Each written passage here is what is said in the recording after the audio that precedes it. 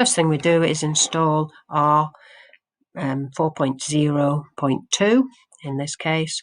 It does go up each time, so it may be a different version, but it's the basic R that you download.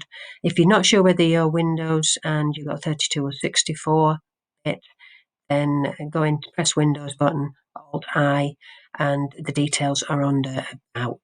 So the first thing we do is we click on the link. Now you've got it for download R for Linux, for Mac, and for Windows. So I'm going to click on Windows. The one that you want is Base. So install, and you click download R 4.0.2 for Windows. Now this has got about 2 minutes left, so I will come back to it. Click on the Windows, the R setup wizard.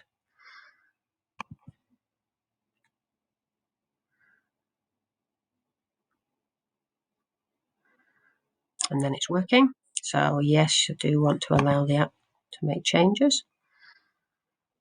And give it a few seconds. English is the correct language. And yes. So ready to continue. Press next. And then we're going to download it into the C drive. And press next.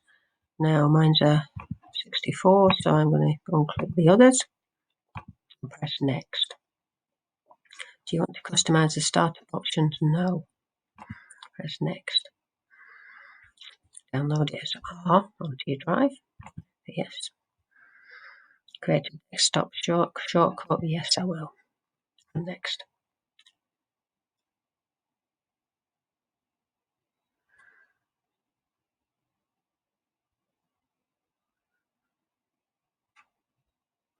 And then it will take a few seconds to download those files. And press finish. And that is R installed.